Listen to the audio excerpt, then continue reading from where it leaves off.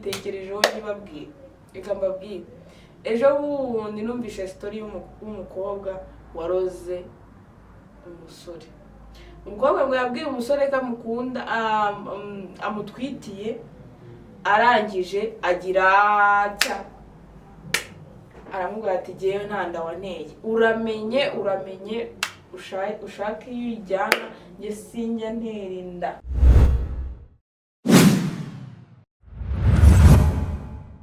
Yes, hello guys, twongeye kubasuhuza nk'ibisanzwe ni bita wanyu ndabakunda cyane. Reka nsuhuze abanyamahanga, abantu nyine bari mu bihugu bigiye bishyikije u Rwanda ndetse n'abari kure yaho turabashuje cyane. Hello, hi, mumeze mute? Cicwa uma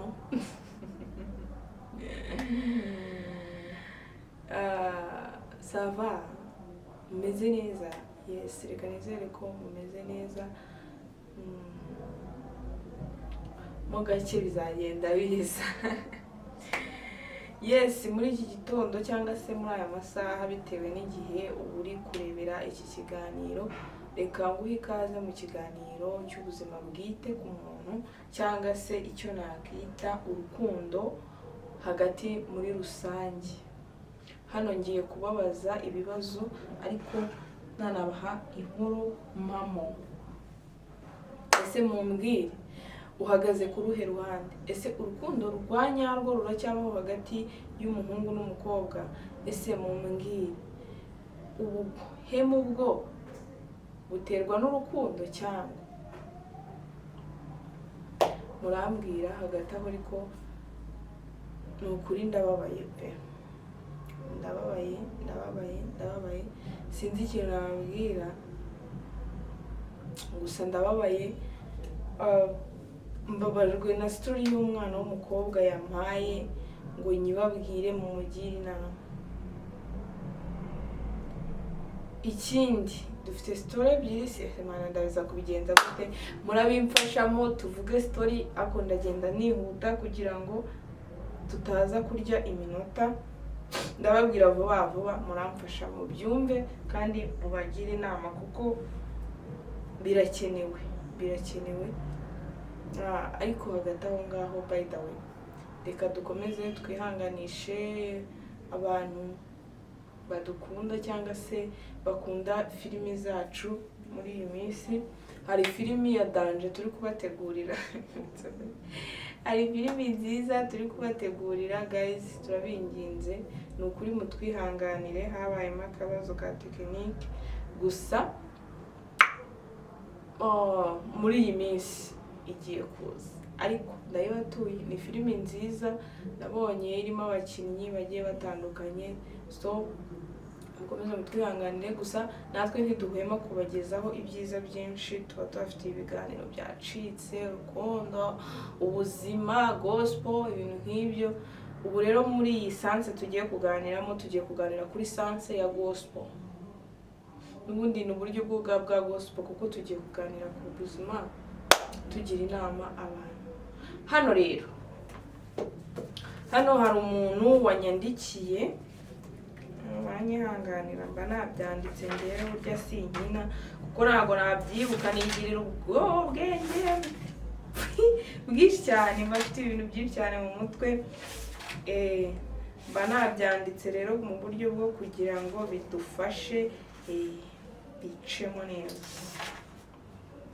So guys, ngewe icyo nababwira cyo iyi nkuru yambabaje, ariko mbere na mbere, by the way, banza ukore subscribe, ndakwinginze kora subscribe, ukore like, kandi like uko usharinge iyi video. Ikindi kintu man, ndakwinginze ukabyara, uyu muntu akeneye inama zawe, wigenda utanditse muri comment, basi gira icyo umubwira, ndakwinginze.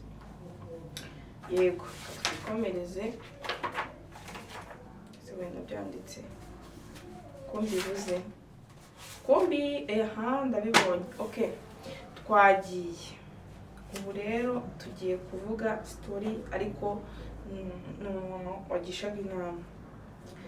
Aragira ati, mwiriwe neza cyangwa se muraho, ku batanzi, amazina yanjye nitwa Rosine. Bandikiye mbagisha inama, n'ukuri umutima wanjye uraremerewe, umutima wanjye urababaye cyane, ndetse ndi umwana w'umukobwa, ndi imfubyi, nakuriye kwa nyogokuru wanjye, gusa ntabwo byaje kungendekera neza. Naje guhura n'ibibazo, nkundana n'umuhungu adashatse kuvuga izina kuko ndabona ntaririho. Nkundana n'umusore mfite imyaka 15, ako sirikare kavanze mbabaze hagati aho ngaho we tugisomeye inkuru. Ubundi ubu ngubu inkundo z'imyaka 15 ziba zigamije iki?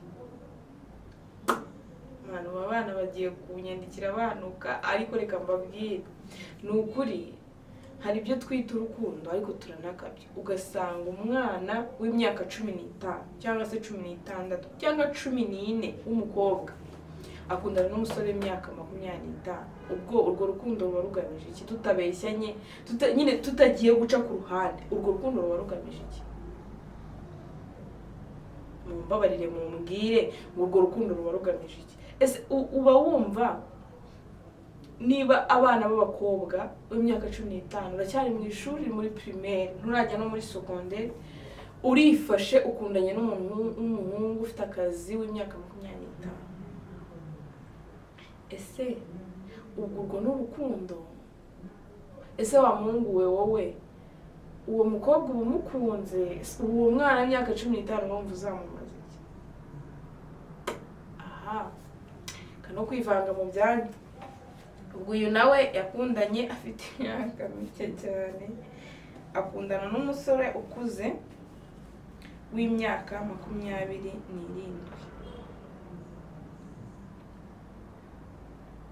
Tumaranye imyaka 3.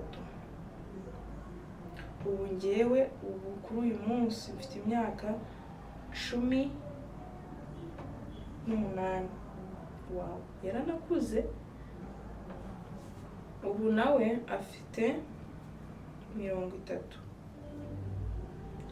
Kuri uyu munsi mbandikiyeho ikintu cyantangaje, nuko twararyamanye, gusa naje kwisanga nasamye, natwise. Mubwiye yuko ntanafite n'uburyo bwo kurera umwana, ndi kwa nyogokuru ariho ndi kwibera, birangira ambwiye ngo gahunda ni ukuyikuramo kandi nkamwibagirwa, kuko ntiyakomeza gukundana n'umukobwa w'injiji utazi gukoresha uburyo bwo kwirinda. Kababwira, reka tunafungira aho ngaho, n'ubundi bindi byinshi yabinganirije, reka mbabaze. Umuhungu w'imyaka 30, umukobwa w'imyaka 18, noneho nyibabarire gutya nibwo iri buryohe. Yewe ubundi iraryoha cyangwa irababara? Umuhungu w'imyaka 30, umukobwa w'imyaka 18, umusore ateye inda w'imyaka 30, ateye inda umwana w'imyaka 18, aramwihakanye. Hey, shita, haha. None se reka ngiye nibaza ikibazo, ubundi mushingira kuki mwihakana abantu? Niba umuntu mwararyamanye akaba akubwiye ngo wanteye inda, ushingira kuki umwihakana? Ese mwabakobwa mwebwe ni iki twakora kugira ngo izo nda zitateganyijwe zigabanyuke? Mumbwire. Namwe mwabasore mwe nimutugire inama. Tube nka ejo bundi numvishije story rero kamazetse, yewe ikintu nzajya nibagirwa, cyo nzajya ngaruka nagitekerejeho nibabwira. Reka mbabwire, ejo bundi numvise story y'umukobwa waroze umusore. umukobwa ngo yabwiye umusore ko amukunda amutwitiye, arangije agira atya aramubwira ati jyewe nta nda wanteye, uramenye ushaka iyo uyijyana, njye sinjya ntera inda. Amwihakanye gutyo ajugunye atereye ibishanga, umukobwa nawe ayoboka inzira yo kumurogesha. Umusore ahaciye abakobwa bose bakamwanga, umusore uwasuhuje akumva aranuka, umusore nyine ni ukumurogesha ibituma nta wundi muntu wamukunda. Kandi mumbwire ko ubwo bugome, ubu nimumbwire icyo kintu tukiganira, ubwo bugome buterwa n'urukundo cyangwa uwaroze yatewe n'urukundo rwinshi rutuma rugukunda yihakanye umwana kubera urukundo cyangwa igihari cyo kiri hano. Sinzi urukundo ngo ni iki muri ubu buzima. Urukundo twaruciye amazi, urukundo twumva nta kintu rukimaze, urukundo twumva twararutesheje agaciro. Mana we turengere pe, rengerura abakobwa b'iyi minsi, rengerura abasore b'iyi minsi, tumanukire kuko biragoye kandi birakomeye. Reka mbabwire iki kintu, hano hanze hano hari ibyo bibazo cyane guterwa inda, gutera inda, kwihakana, gukuramo. Ariko hariho ikintu epfiriya Gatsibo mu Mutara, sinshatse kumuvuga hari umukobwa wakuyemo inda igize amezi 6, bityo umusore yakomeje kumwihakana, aratsemba akomeza kumwihakana. Umukobwa akuramo inda, akuyemo inda asanga yari atwite impanga z'abana 2. Baranyina nakomeza arazengera, bagiye kwa muganga baramubwira ati nta kindi kintu twagufasha bitewe n'ububabare ufite n'uburembe, usibye kutazongera kubyara n'umunsi n'umwe, habe n'akazavamo nako uzatwita ngo kikuremo. Uwo mukobwa yari afite fiance abyumvishe kuko yari yamujyanye kwa muganga, atereka akajya sinabana nawe w'umwicanyi ugera nawe ukuramo inda y'abana 2. Iyo nama mwamugira aba bana b'abakobwa ngo nibazikuremo, muba mutarayibagiriye mubabwira ati dukoresha agakingirizo cyangwa se umugurira icyo kinini kimuhereza umwati kimwe wicaye aha, sinshaka kutwita. Kubera iki wibuka usama ngo wisama wasandaye, waje wisama wasandaye ugashaka kwangiza ubuzima bw'umuntu. Wamuguriye ikinini mukamara gukora sex twatumuha icyo kinini, wenda hari abatarira bombo mu ishashi nibo beze muri iyi minsi. Ndabinginze basore, shaka 3 cyangwa 5 cyangwa ngahe cyangwa make, ushaka uburyo bwo kwirinda iyo nda n'ibindi byinshi bibera mu mibonano. Ubu ngubu rero gospel y'uyu munsi yabaye ibibazo. Ariko uyu mukobwa ngiye kintu namugiraho inama cyo, igishije inama hasi harimo yuko ngo ubu tuvugana nyirakuru yamwirukanye ari kuba ku muhanda, umugira inama akuremo iyo nda, ashwane n'uwo musore burundu, icyo gikomera azagikira. Ese agumane iyo nda? Mbabarira umbwire, njye nkeneye kubona comment ziri bube nyinshi. Ayikuremo ashwane n'umusore burundu, cyangwa se ayigumane akomeze yangane, ariko n'ubundi nanayigumana ntabwo bazakomezanya. Tabyumva utyo ukagira ngo bazakomezanya, n'ubundi ntibazakomezanya. We nukuyihanduringa nyine akamenya azagura imyenda, azagura azishyura ibitaza. Ubu ngubu namujyanye mu rugo, njye umucumbikiye. Gusa iki kiganiro ari kugikurikirana 5 kuri 5 umugira inama. Njyewe namubwiye, njyewe rero ritaha ngaha nibereye mugurire Simba beshye pe. Njyewe umutima nifitiye sinagisubizo nabona naguhereza, kuko nubaha Imana kandi nkatinya Imana, kuko Imana ni nayo ntinya muri ubu buzima. Ngiye ntinya Imana kurusha ibindi bintu byose. Abandi ntago sintinya abantu, kuko ahubwo ndabubaha, nubaha abantu ariko nkatinya Imana. Rero bitewe n'ukuntu ntinya Imana igiteza n'ibigeragezo byinshi ku buzima bwacu kugira ngo irebe uko tubyitwaramo. Hano hantu biba bisaba ubwenge, hano hantu biba bisaba kwitwararika, kwitwara neza, ukamenya uburyo ikintu cyose uri bukore atari ikintu uzicuza ejo hazaza. So rero bityo njyewe namubwiye nti reka turebe inama z'abadukurikira, kuko njye byananiye kubihandurika. Gusa ntibagiwe kumubwira ngo usenge Imana. Muri Imana yumva amarira y'imfubyi cyane pe,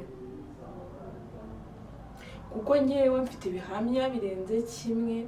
Mugani wa yandirimba ivuga ngo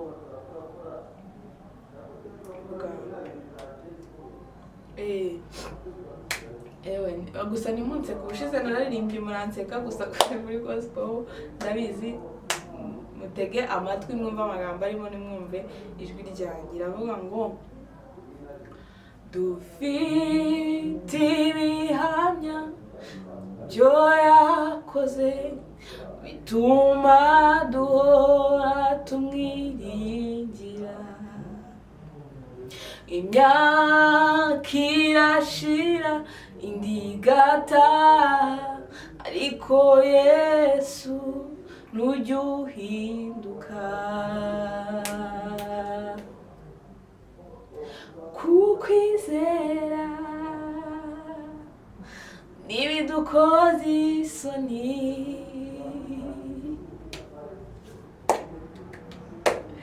dufite ibihamya by'ibyo wakoze bituma duhora tukwiringira.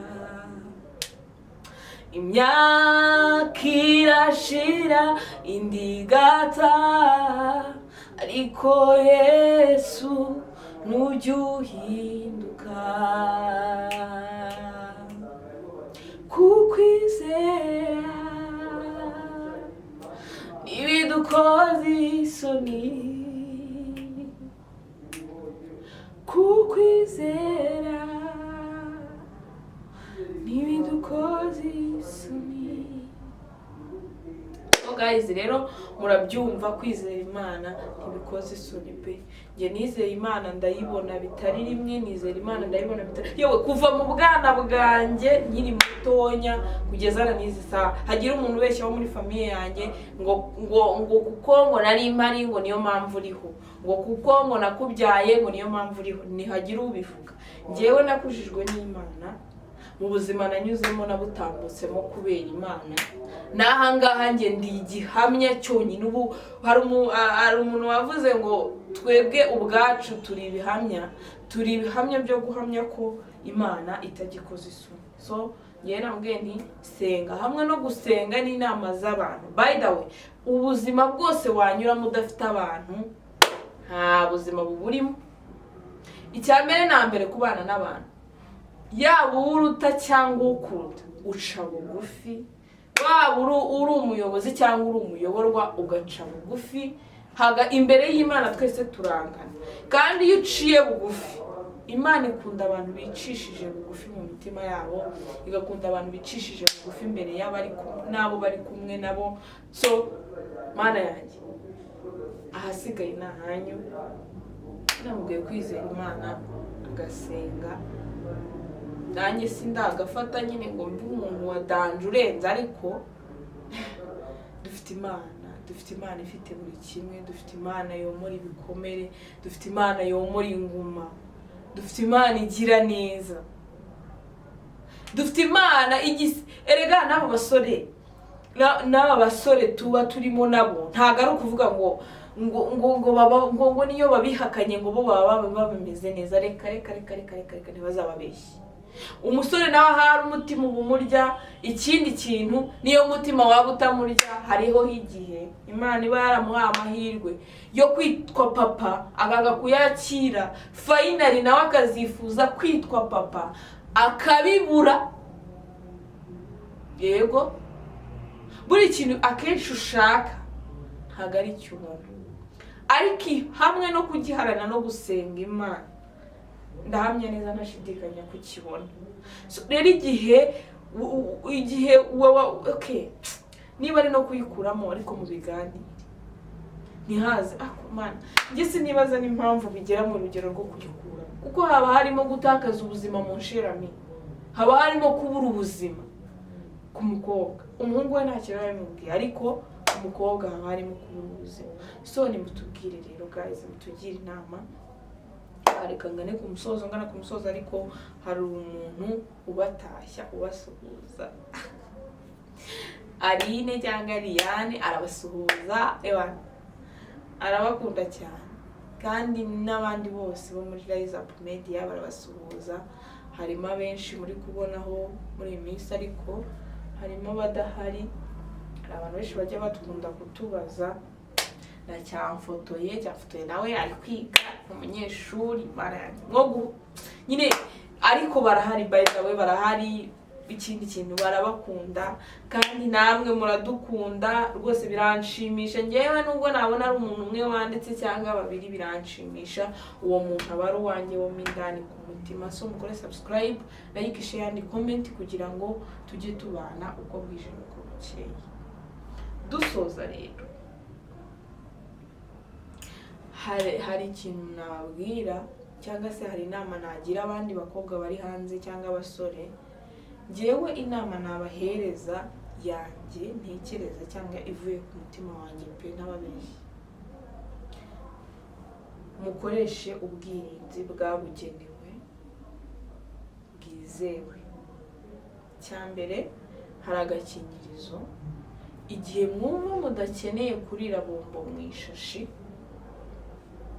hari ikinini umukobwa anywa amajije kubikora cyangwa se agiye kubikora tarenze amasaha 72, ndakeka ukishobora kuba nibeshya ko ndabizi ni hafi aho ngaho, hagati aho ngaho. Ikindi kintu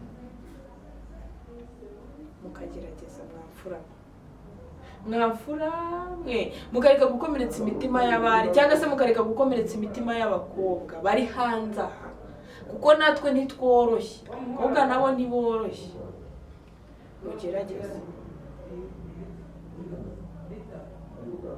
mugerageze mube imfura, mugerageze mube abana b'Imana, mugerageze mugende mu nzira Yesu abashakamo. Imana irabizi. So guys, rero reka mbabwire kuri iki kintu giteye agahinda cyangwa se giteye ubwoba kiri hanze aha muri iyi minsi. Nukuntu abana b'abakobwa cyangwa se abana b'abasore turi gukomeretsanya imitima, turi kubabazanya imitima, tukababaza Imana. Imigisha yacu tukayisunika, imigisha yacu tukayimanura, imigisha yacu nyine tukayitesha agaciro. Icyo gihe Imana niba yari yaraguteganyirije ibyiza, by the way, warangiza ukirangara, warangiza ukazana umutwe ufunze cyangwa se ugakora ibintu bitari byiza.